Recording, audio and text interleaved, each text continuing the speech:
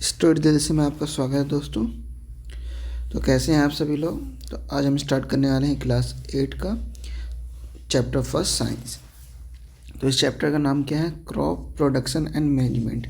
ठीक है बच्चे, तो सबसे पहले हम यहाँ सीखेंगे कि आपका क्रॉप होता क्या है। ठीक है, एग्रीकल्चर प्रैक्टिसेस। तो इसका मतलब क्या होता है।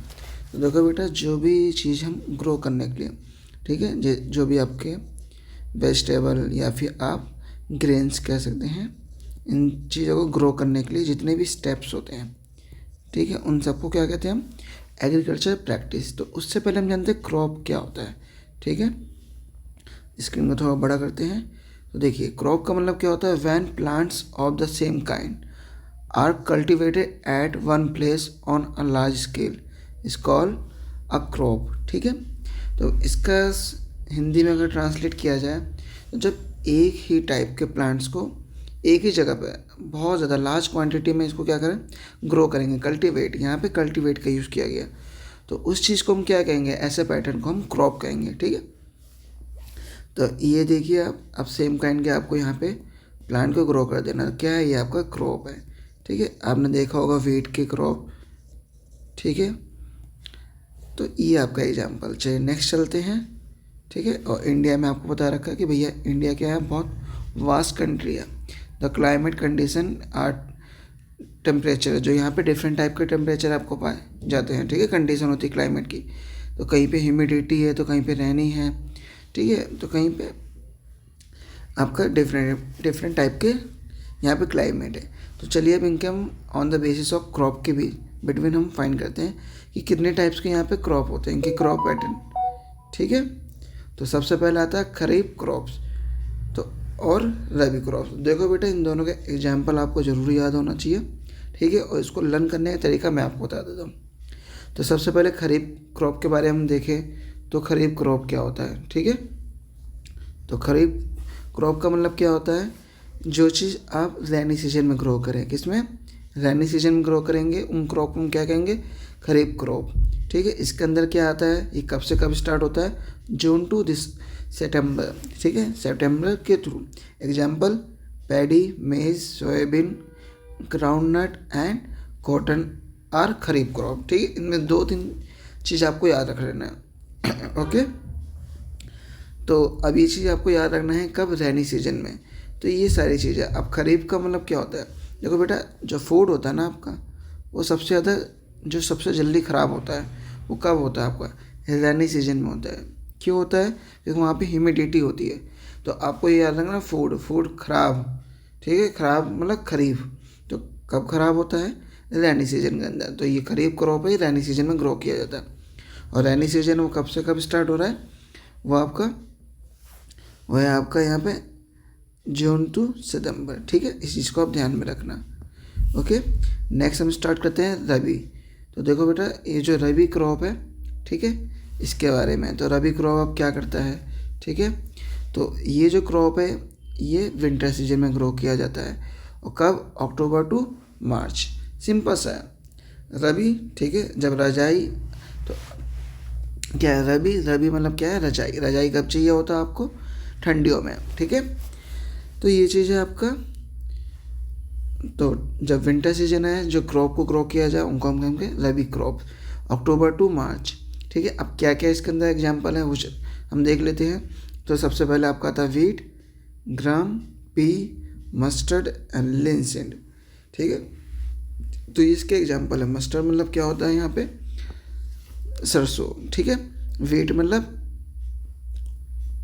गेहूँ। ठीक है, पे मटर। ओके, तो आई होप आपको समझ में और बाकी देखिए, विंटर और रैनी सीजन, इनके अलावा जो आपका टाइम पीरियड बचता है, ठीक है, ईयर में, जैसे कि आपका हो गया समर। समर में क्या ग्रो किया जाता है, पल्सेस, वेजिटेबल, इनको क्या कहते हैं हम, जैद क्रॉप भी कहते हैं। ठीक है, तो इस चीज़ का आप ध्यान रखिएगा। चलिए नेक्स्ट चलते हैं हम। अब यहाँ पे आता है कल्टीवेशन। अभी हमने कहा ना एग्रीकल्चर प्रैक्टिस, यहाँ डिफाइन है। तो cultivation of crop involve several activity, ठीक है, by the farmer over a time period. इन्हीं को हम क्या कहते हैं, एक्टिविटीज़ को जो हम कल्टीवेशन के लिए यूज़ करते हैं, इनको एग्रीकल्चर प्रैक्टिस कहा जाता है। ठीक है, तो ये आपको एग्रीकल्चर, सबसे पहले कौन कौन सी एक्टिविटी की जा रही है यहाँ पे। तो देखते हैं, सबसे पहले आता है प्रिपरेशन ऑफ सॉइल, ठीक है। फिर आता है सोइंग, उसके बाद आता है adding manure and fertiliser, irrigation, protecting from weeds, harvesting and storage. तो देखो बेटा, इस वीडियो में ज़्यादा इसको लंबा ना करना चाहेंगे हम, 5 से 6 मिनट की वीडियो। तो यहाँ पे मैं इस टॉपिक के बारे में थोड़ा डिटेल में यहाँ पे हम ओवरव्यू ले लेंगे, ठीक है। बाकी हम डिटेल वाइज इसके अंदर लाइन टू लाइन हम पढ़ेंगे, ओके। तो अब सबसे पहले आता है एग्रीकल्चर का फर्स्ट स्टेप क्या है, प्रिपरेशन ऑफ सॉइल। तो देखो बेटा, प्रिपरेशन ऑफ सॉइल का मतलब होता है मिट्टी, ठीक है। तो मिट्टी को तैयार करना।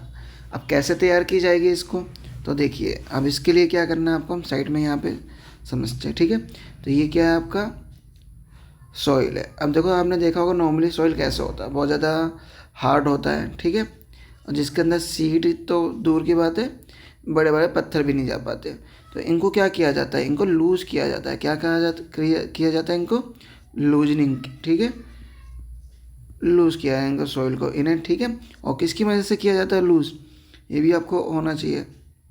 तो वो हम करते हैं प्लग की मदद से। प्लग अब क्या होता है ये चीज़, तो देखो बेटा, प्लग ये होता है, ठीक है।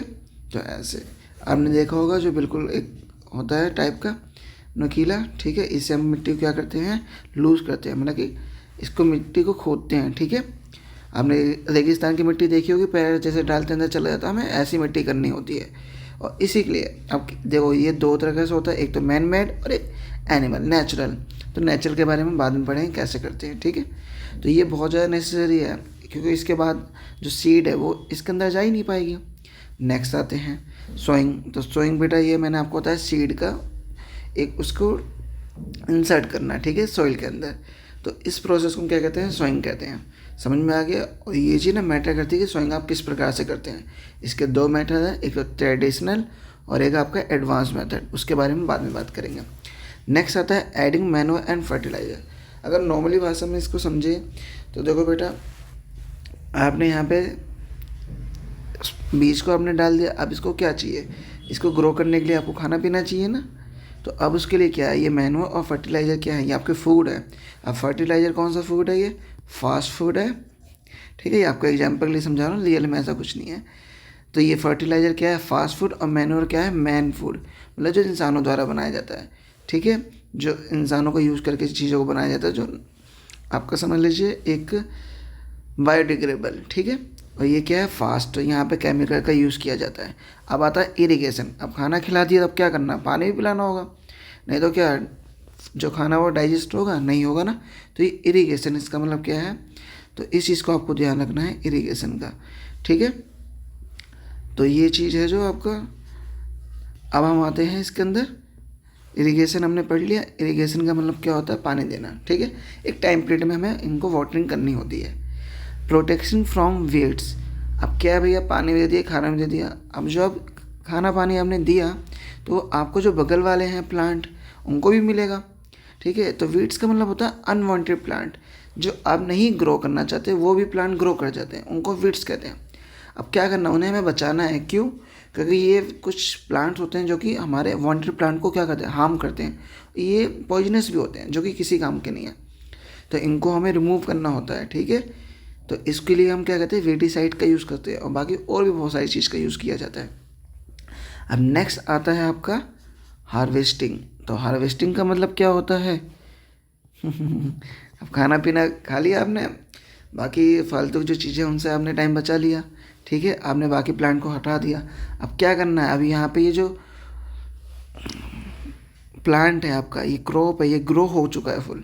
अब इसको आपको क्या करना है, हटाना है। जिस प्रकार से एक फ्रूट है वो पक जाता है अच्छे से, अगर उसे आप उस टाइम पे, सही टाइम पे ईट नहीं करते, तो क्या होता है, वो डिग्रेड होने लग जाता है, मतलब ख़राब होने लग जाता है। आप ईट नहीं करेंगे तो कोई और ईट करेगा, जिसे हम कहते हैं लोअर ऑर्गेनिज्म, माइक्रो ऑर्गेनिज्म, वो इसको ईट करने लग जाता है, मतलब अब वो ख़राब हो चुका है, हम ये कहते हैं, ठीक है। तो अब इसको सही समय पर काटना बहुत ज़्यादा ज़रूरी है, ठीक है। इसमें 3-4 प्रोसेस होते हैं, साफिंग। तो इसके लिए हम डिटेल में बात करेंगे नेक्स्ट टॉपिक में, नेक्स्ट वीडियो में, okay. Now it's one of the major process, storage. देखो बेटा, यहाँ पे मिट्टी सही कर दी, उसमें हमने बीज दे दिया, ठीक है। प्लांट को खाना पीना भी दे दिया, पानी भी दे दिया, बाकी प्लांट से बचा भी लिए बेकार लोगों से आपने। अब उसको हटा भी दिया, ठीक है आपने। बट क्या, अगर उसे आप सही जगह पे नहीं रखेंगे तो कोई फ़ायदा नहीं है, ठीक है। वो पूरी फसल आपकी क्या है, क्रॉप बेकार जाएगी। आई होप आप लोग समझ रहे हो, ठीक है। तो इसको बचाना बहुत ज़रूरी है कि अब किन चीज़ों से हमें बचाना है, वाटर एंड एयर। इन दोनों को मिला के क्या बनता है, ह्यूमिडिटी। क्या बनता है बेटा, ह्यूमिडिटी, ठीक है। तो इसको मैं यहाँ पे लिख रहा हूँ। तो इन चीज़ों से हमें बचाना है। क्यों भैया, जो ह्यूमिडिटी होता है, अब यहाँ पे क्या है, यहाँ पे माइक्रो ऑर्गेनिज्म, ये इनका भी ये चीज़ ईट करने लग जाते हैं, उन्हें हमें बचाना है। अभी उनका समय नहीं है खाने का, पहले हम खाएंगे, जो बचेगा उसके बाद वो खाएंगे, है ना। चलिए, आई होप आपको वीडियो पसंद आए तो लाइक कीजिएगा और मिलते हैं नेक्स्ट वीडियो में। जय हिंद, जय भारत।